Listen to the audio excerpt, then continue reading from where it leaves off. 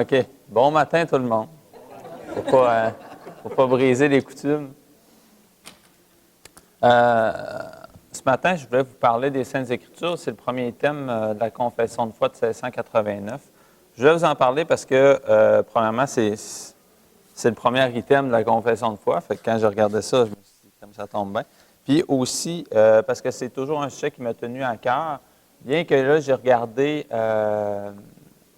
dernièrement là, les dernières capsules, puis Pasteur Luc en a parlé beaucoup, puis il y a aussi Pasteur Clermont qui en a parlé. Mais je vais essayer de l'amener sur des points que j'ai plus étudiés, puis ça. Fait que je vais vous partager qu'est-ce que j'avais trouvé. Je voulais qu'on tourne dans, justement, la Confession de foi, la page numéro 13. Le point 8, puis on va s'attarder sur le point 8 ce matin. Je vous lis l'Ancien Testament en hébreu, langue maternelle de l'ancien peuple de Dieu, et le Nouveau Testament en grec, langue la plus répandue parmi les nations à l'époque de sa rédaction, directement inspiré par Dieu et gardé pur au long des siècles par sa providence et ses soins particuliers sont authentiques. Fait qu'on va aborder justement à travers l'histoire comment est-ce que c'est incroyable à quel point qu'on a un document entre les mains qui est unique. Je voulais faire une bémol, c'est-à-dire que aujourd'hui, on va voir que c'est raisonnable de croire que les Écritures sont vraies d'un couvert à l'autre. Mais, je parlais justement avec le docteur Vellman à la Convention, il ne faut pas oublier que notre raison est contaminée par le péché aussi. Par contre, on voit que même si on utilise la raison qui est contaminée par le péché, on arrive devant un fait, c'est que la Bible est croyable d'un couvert à l'autre, si vous voulez. Puis j'aimerais juste, avant de commencer, si on pourrait, j'ai demandé au technicien, Niki, si on pourrait juste passer à une petite vidéo qui va vous expliquer un petit peu où je veux en venir ce matin. C'est pas une vidéo de moi, là, je ne me suis pas filmé pour... C'est en anglais, mais c'est traduit. Fait que, c'est traduit en écrit là, en dessous.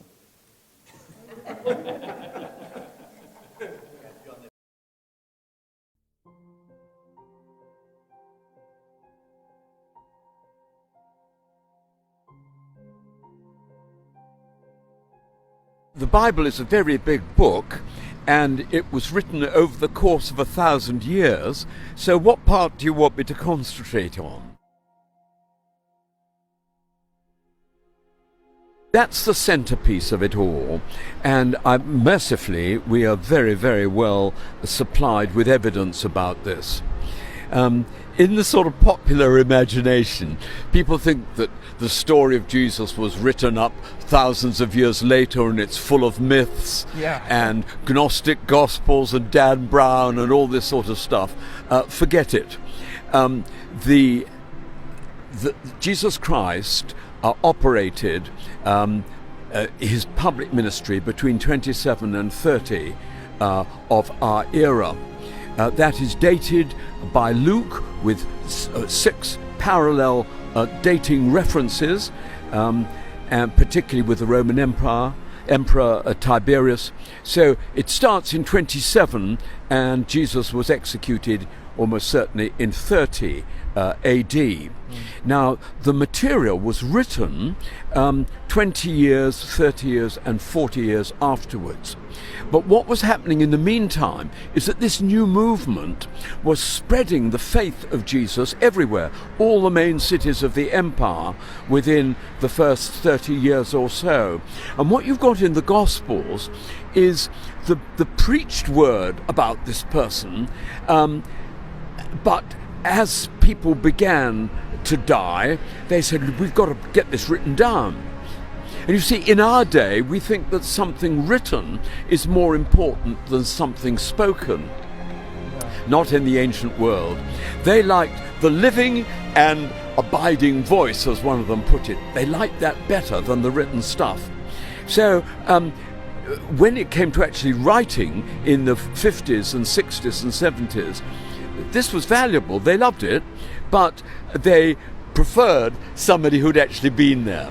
So we're actually, through these Gospels, we're brought into contact with what was happening, and you can imagine these people preaching in the marketplace like we are at the moment. That's what they liked. And that's what we've got in these Gospels.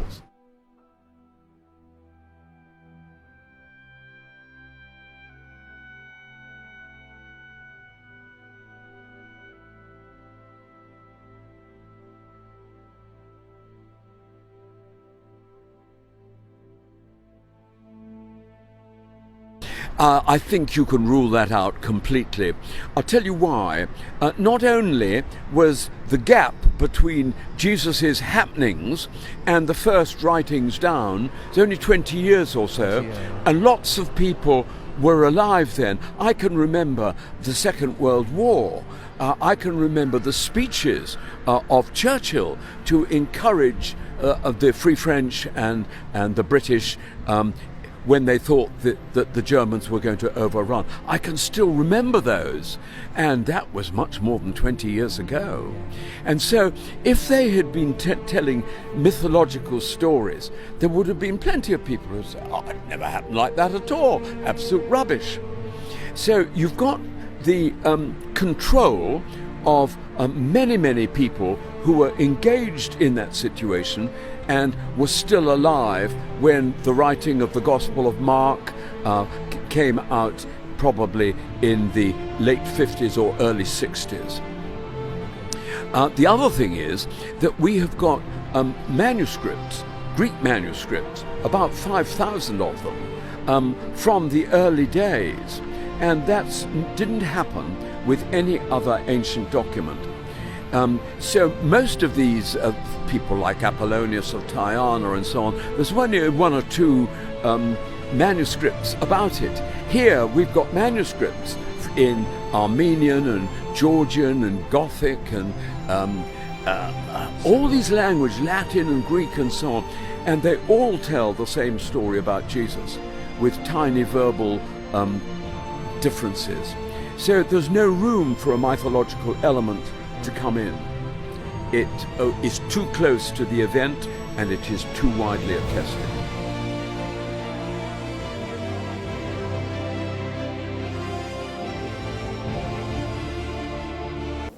OK. Fait que merci de votre attention. Le monsieur, j'aime beaucoup son interview. C'est un monsieur très cultivé, puis il va parler, grosso modo, là, pour ceux qui n'ont pas eu le temps de lire, à quel point que les Saintes Écritures, puis surtout le Nouveau Testament, est véridique d'un couvert à l'autre. Bien que c'est ce qu'on va aborder ce matin, je veux juste mettre une bémol, c'est-à-dire que quand j'ai commencé à m'intéresser à ce sujet-là, qui est l'apologétique, c'est-à-dire la défense de la foi, mais de façon raisonnable, tu sais, à quel point qu'on a des arguments fiables pour démontrer que la Bible est vraie. Quand j'ai découvert ça, j'ai dit, crime, il faut que je le dise au monde, il faut que le monde constate que les Écritures sont vraies d'un couvert à l'autre, puis comme ça, tout le monde va croire. Mais c'est le Saint-Esprit qui convainc de péché, de justice et de jugement, même si on démontrerait, même si ce vidéo-là circulerait épine à la planche, puis tout ça, les gens refuseraient de croire, même s'il y aurait la Bible. Écoutez, il y avait Jésus-Christ en face des autres, puis ils l'ont crucifié. Fait que c'est quelque chose qui est important à comprendre, c'est que même si on va voir que c'est raisonnable, que la Bible est un document fiable, il faut garder en tête que c'est juste le Saint-Esprit qui va convaincre de péché, de justice et de jugement. Puis on ne peut pas faire sa job à sa place à travers la raison, qui, comme je vous rappelais tantôt, est contaminée par le péché. Il ne faut pas oublier ça aussi. Un fait qui est intéressant, c'est que Dieu va créer par sa parole. Quand on regarde Genèse, c'est Dieu dit et il y eut. Puis c'est la même chose à travers le Nouveau Testament. J'avais une question pour vous. Dieu, il crée à partir de quoi? Rien. Rien à partir de rien. Il se sert de sa parole, mais il crée à partir de rien. Ex nihilo, il va créer à partir de rien. C'est ce qu'il a fait à travers Genèse, il a créé à partir de rien. C'est ce qu'il a fait aussi à travers le Nouvel Homme. Il a créé à partir de rien. Tu sais, souvent on se dit, crème, pourquoi je suis sauvé? Pourquoi y a-t-il quelque chose en moi qui a séduit Dieu? Dieu crée à partir de rien. Il se plaît à créer à partir de rien. Il a créé un nouvel homme à partir de rien en nous. Oui, c'est vrai. C'est vrai. Il a créé par sa parole, mais nous autres, on n'avait rien en nous pour susciter une création. C'est plutôt lui qui nous a séduits que nous autres qui l'a séduit. Ouais. Fait que c'est des points importants à bien comprendre. Fait que la Bible, ça c'est un point qui est très important, puis je tiens à le souligner. La Bible est vraie indépendamment de si on y croit ou pas. Tu sais, dans notre... on dirait que les choses existent juste si on y croit. Si on y croit pas, c'est parce qu'ils n'existent pas. Quand on parle à des gens qui sont non-croyants, ben ça n'existe pas pour eux autres. Fait que ça n'existera pas dans leur futur, mais tout le monde va être confronté à cette réalité-là. Fait que la Bible était indépendante de notre façon de voir. Elle existe indépendamment de nous. Je sais que c'est des vérités qui sont... Ben oui, Olivier, on le savait, mais c'est des choses qui sont importantes à redire parce qu'il y a nous, puis il y a les Écritures. On n'existe pas... en tout cas, vous comprenez ce que je veux dire. La Bible est unique de par sa continuité. Sa rédaction s'est étendue sur 1500 ans. Il y a 40 auteurs qui ont participé à cette rédaction des Écritures qu'on a aujourd'hui. Ces 40 auteurs-là, ils venaient d'époques différentes, de pays différents, de multiples niveaux sociaux. Il y avait des rois, des bergers, des esclaves, des médecins, etc. Ils venaient de cultures différentes. La Bible a été rédigée aussi sur 3 continents différents, en Asie, en Afrique puis en Europe. Elle a été écrite en 3 langues différentes, en hébreu, l'araméen puis le grec. La Bible contient 14 genres littéraires. Malgré sa grande diversité, la Bible présente un seul scénario, la rédemption de Dieu la rédemption par Dieu de la race humaine, excusez-moi. Elle est unique par sa diffusion. C'est-à-dire que la Bible a été vendue en plusieurs milliards d'exemplaires, ce qui en fait le best-seller de tous les temps, et de loin. Elle est unique par sa traduction. Il y a quelquefois les livres vont être traduits en 2 ou 3 langues. En comparaison, Harry Potter, le roman que vous connaissez tous, a été traduit en 67 langues. Puis la Bible a été traduite en plus de 2200 langues. Fait que moi, je trouve que de voir ça, ça nous encourage à voir que Dieu est à l'œuvre à travers son écriture. Ce qui équivaut, les 2200 langues, équivaut à 1/3 des 6500 langues qui existent sur la Terre. Puis les 2200 langues constituent plus de 90% du véhicule essentiel de la communication.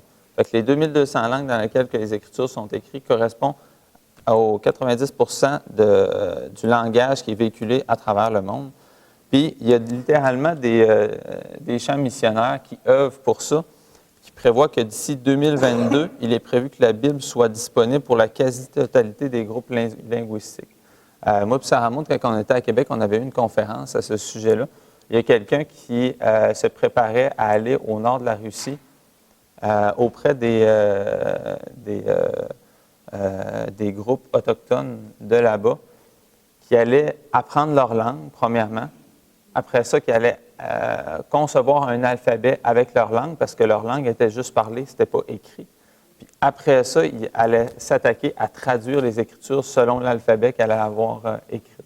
Fait il y a littéralement des choses qui se passent, qui se produisent, qu'on n'entend pas parler, mais c'est des choses qu'on voit que Dieu est souverain et est au contrôle de ce qui se passe avec sa parole autour du monde.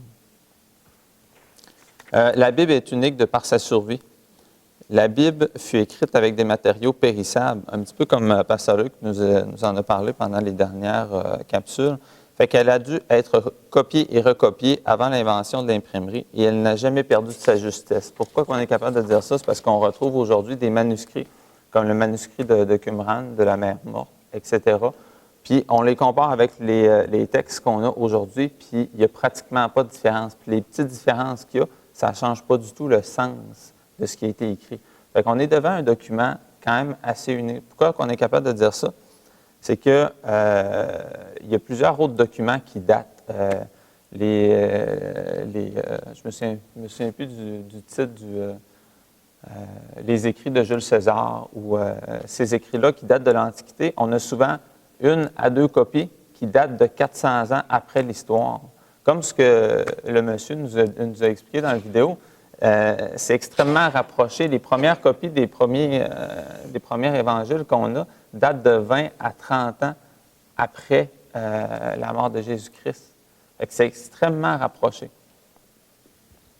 pour les critères qu'on regarde d'autres textes de l'Antiquité. Malgré les persécutions, la Bible elle a résisté à de nombreuses attaques. Plusieurs sociétés, villes, provinces, royaumes ou empires ont voulu l'interdire, la faire disparaître par tous les moyens, depuis les Romains jusqu'à aujourd'hui. Et l'empereur Dioclétien, excusez-moi si je ne l'ai pas bien prononcé, en 303 après Jésus-Christ, qui établissait un interdit selon lequel les chrétiens devraient arrêter d'adorer leur Dieu et devraient détruire leur écriture. Voltaire, un petit peu plus proche de nous, mourut en 1778 et déclara qu'un siècle après lui, le christianisme aurait cessé d'exister et tomberait dans l'histoire. On peut voir que cette prophétie n'est pas réalisée. J'aimerais qu'on tourne dans un passage dans Marc 13, 31.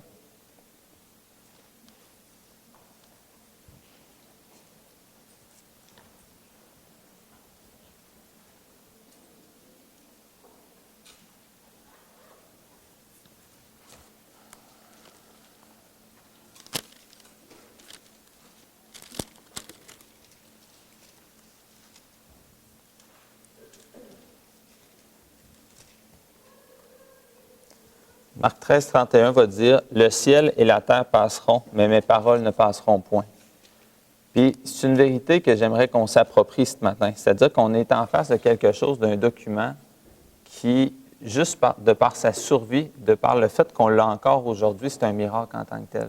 Ça prouve que Dieu est derrière son écriture. Unique par ses enseignements. Je vais vous citer C.S. Lewis. Est-ce que vous connaissez C.S. Lewis, celui qui a écrit Narnia? Plus connu, puis il a écrit d'autres livres chrétiens. C'est un chrétien des années 1900. Il a connu J.R. Tolkien, mais en tout cas, c'est un écrivain chrétien. Puis lui, il était à l'université d'Oxford en tant qu'enseignant. C'était un romancier, un essayiste, un poète universitaire. Puis il déclare que la Bible n'est pas un livre qu'un homme écrirait s'il le pouvait ou pourrait écrire s'il le voulait. C'est une citation quand même assez intéressante. C'est que même si c'est des hommes qui l'ont rédigé, c'est Dieu qui l'a écrit à travers ces hommes. La Bible traite de manière très franche des péchés de ces personnages, même quand ces péchés eurent de graves conséquences sur leur vie. On a juste à penser à Moïse, au roi David, à l'apôtre Pierre. Dans toute l'histoire qu'on voit, à part les Écritures, les gens écrivent pour leur gloire. Quand on regarde dans le temps d'Égypte, on a de la misère à trouver des textes qui vont nous parler justement de la sortie du peuple d'Israël. Pourquoi? Parce que les seuls écrits qu'on a, c'est des écrits égyptiens. Les Égyptiens parlent juste de leur gloire et de leur victoire et non de leur défaite. Ils ne parleront certainement pas d'un peuple esclave qui a réussi à sauver. Donc, la Bible parle justement des défaites humaines. Moïse qui a tué l'Égyptien, le roi David qui a fait un adultère, après ça qui a tué un de ses grands généraux, l'apôtre Pierre qui a renié le Seigneur. Pour être capable d'écrire ça, faut voir plus loin que juste raconter son histoire ou juste raconter une histoire inventée. La Bible, excusez-moi, la Bible se concentre sur la réalité, non sur les fantaisies. Elle expose le bien et le mal, ce qui est juste et ne l'est pas. Le meilleur et le pire, l'espoir et le désespoir, la joie et la souffrance. Il doit en être ainsi car son auteur, c'est Dieu. Selon la croyance populaire, les miracles, un petit peu comme le monsieur nous l'a dit, tout ce qui est surnaturel aujourd'hui, c'est relégué aux oubliettes, au même rang que les légendes fondatrices et tout ça. Fait que tout ce qui est miracle, la résurrection, la naissance virginale, tout ce qui est surnaturel dans les Écritures est depuis le siècle des Lumières remis beaucoup, beaucoup en question. Fait que nous autres, justement, on est chrétiens. Pourquoi? Parce qu'on croit en Christ qui est mort et ressuscité. Fait que la résurrection, là, c'est à bannir là, dans un monde séculier. Mais nous autres, c'est ce qui nous définit. Puis on souhaite que ça s'est passé, comme dit 1 Corinthiens 15, qui parle de la résurrection. s'il n'y a pas eu de résurrection en Christ, notre foi est vaine. Ça ne sert à rien de croire. Je veux dire, on se rencontre le dimanche matin, on est un club social. Mais si Christ est ressuscité, là, ça devient autre chose. Et Christ est réellement ressuscité. Je vous l'annonce ce matin.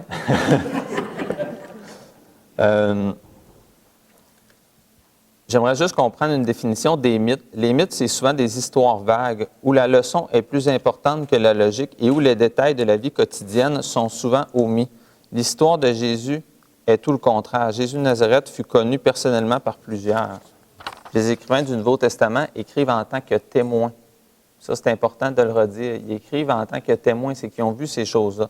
Dans 2 Pierre, on ne tournera pas, mais je vous dis les références. 2 Pierre 1, verset 16, Acte 1, versets 1 à 3, puis dans 1 Jean 1, 1 à 3, les gens qui vont écrire ces épîtres-là vont écrire en tant que témoins oculaires, c'est-à-dire qu'ils ont vu ces choses-là. Ça avait du poids à cette époque-là de dire que tu as vu ces choses-là. C'est que les gens se fiaient sur les écrits à l'époque, mais les gens se fiaient aussi beaucoup aux témoins oculaires. Qu'est-ce que tu as vu? Raconte-nous, qu'est-ce que tu as vu? Puis les gens qui ont côtoyé Jésus ont été capables de le dire. C'est ce qu'on retrouve dans 1 Corinthiens, c'est ce qu'on retrouve dans les Évangiles. Encore une fois, j'aime beaucoup C.S. Lewis, j'aime ses déclarations. Fait qu'il va dire, si les gens me déclarent que dans l'Évangile, quelque chose est légende ou roman, je veux savoir combien de légendes ou de romans ils ont lu. J'ai donc toute ma vie lu des poèmes, des romans, de la littérature visionnaire, des légendes et des mythes. Je connais tous ceux-ci et je sais aussi qu'aucun ne ressemble aux Saintes Écritures. Fait que c'est un gars qui a passé sa vie à lire des mythes et des légendes, puis il nous affirme que les Écritures, que l'Évangile, ça n'a aucun rapport avec ça. J'aimerais qu'on insiste sur la mort de Jésus-Christ. Comment on sait qu'il est réellement mort? Je ne sais pas les références, mais on a son embaumement. C'est-à-dire qu'il y a des gens qui ont côtoyé son corps mort pendant un certain temps. Tu sais, les gens vont dire, ah ben, Jésus n'était pas vraiment mort, il dormait juste, puis tout ça. Mais là, il y a des gens qui l'ont embaumé. Il y a des médecins qui se sont penchés sur la question. Puis les soldats habitués de faire mourir des gens l'ont déclaré mort. C'était leur job de mener des gens en exécution. Quand ils l'ont débarqué de la croix, pour eux autres, c'était quelqu'un de mort. Il a été percé sur le côté, puis ça a été de l'eau qui est sortie. C'est-à-dire qu'il était sur la fin.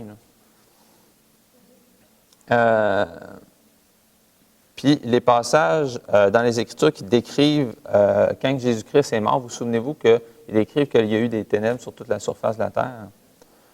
Puis il y a un historien du nom de Thallus, en 52 après Jésus-Christ, qui fait allusion à ces ténèbres et qui, selon ses dires, ne pouvait pas être expliqué par une éclipse solaire, car selon les calculs de l'époque et des scientifiques d'aujourd'hui, il n'y en avait pas d'éclipse dans cette région-là, à cette époque-là. Puis, il y a un autre auteur grec qui va décrire que les ténèbres étaient tellement profondes qu'on pouvait voir les étoiles. Fait que, tu sais, il y a d'autres textes qui nous réfèrent qu'il y a eu ces ténèbres-là qui ont existé. Le tombeau vide. S'il n'aurait pas été vide, les Romains puis les Juifs se seraient dépêchés à sortir le corps de Jésus-Christ pour l'exhumer, pour démontrer que Jésus-Christ était vraiment pour ressusciter. Parce qu'il y avait des rumeurs que les apôtres disaient qu'il était ressuscité. Donc, le fait justement qu'ils ne trouvent plus le corps, c'est une preuve qu'il est passé où ce corps-là, qui était supposé être dans ce tombeau-là. J'aimerais juste vous rappeler aussi, le temps défile, là, j'aimerais juste vous rappeler que devant l'épreuve de la croix, dites-vous que si les apôtres auraient fait un mensonge, se seraient organisés et auraient dit, OK, on dit que Jésus est ressuscité, même si ce n'est pas vrai, on cache son corps, puis tout ça. Dites-vous que les apôtres ont eu comme seule récompense de mourir tous l'un après l'autre, puis après personne qui aurait vendu la mèche. C'est quand même vraiment incroyable parce qu'ils sont tous morts martyrs, sauf l'apôtre Jean. La résurrection. Dans 1 Corinthiens 15, verset 14, va dire « Et si Christ n'est pas ressuscité, notre prédication est donc vaine et votre foi aussi est vaine. » Un petit peu comme ce que je disais tantôt. William Lane Craig, qui est un grand apologète, selon moi, qui est vraiment intéressant à lire, si les disciples se mirent à prêcher la résurrection à Jérusalem et que le peuple réagit favorablement, si les autorités religieuses ne purent rien faire contre eux, c'est que le tombeau devait être vide. Le simple fait que la communauté chrétienne fondée sur la croyance de la résurrection de Jésus vint à l'existence et prospéra dans la ville où Jésus avait été exécuté. Il ne faut pas l'oublier, ça. Le christianisme a pris naissance là où Jésus-Christ avait été exécuté, a été enseveli, puis a été vu ressusciter. Normalement, les légendes puis tout ça prennent racine plus loin pour éviter justement les contraintes du fait qu'on a le tombeau en face avec le corps. Mais si le corps n'était plus là, encore là, c'est une problématique. Aujourd'hui encore, on a des témoignages de l'apôtre Paul d'avoir vu Jésus-Christ ressusciter. Tous les apôtres sont morts sont morts martyrs, excusez-moi. Comme ce que je disais tantôt, s'ils n'auraient pas cru, si ça aurait été juste un canular, il y aurait quelqu'un qui aurait vendu la mèche quelque part. Puis il y a des gens qui l'ont vu ressusciter. Marie-Madeleine, dans Jean 16, verset 9, « Aux femmes revenant du tombeau ». Puis je veux juste qu'on réalise une réalité de l'époque, c'est-à-dire que les femmes, je veux pas insulter personne, mais les femmes, ouais, c'est ça, maman me regarde. C'est parce que c'est vrai. C'est ça. Mais les femmes de cette époque-là étaient vues comme des enfants. Un témoignage de femmes, c'était vu comme rien. Puis c'est qui les premiers témoins à avoir vu Jésus-Christ ressusciter? C'est des femmes. Fait que si on veut inventer une histoire de cette époque-là, on utilise autre chose qu'un témoin non crédible compte tenu des valeurs de cette époque-là. Là, on a les femmes qui revenaient du tombeau, puis on a Marie-Madeleine qui l'ont vu. Je veux dire, on utilise d'autres personnes si on veut, tu sais, l'apôtre Jean ou l'apôtre Pierre, fais un tour au tombeau, puis dis-nous ce que tu as vu, puis tout ça. Mais non, ça a été les femmes. Puis on dirait que Dieu se plaît à utiliser toujours ce... Il reste 5 minutes, Nicky? OK, c'est bon. Parce que nous autres, les hommes, on exagère. Oui, c'est ça. Fait que les femmes, c'est la réalité. Il y a eu, comme témoin, il y a eu les femmes, comme je disais, un petit peu plus tard, il y a eu Pierre, il y a eu les disciples sur le chemin d'Emmaüs, il y a eu les apôtres en présence de Thomas, les 7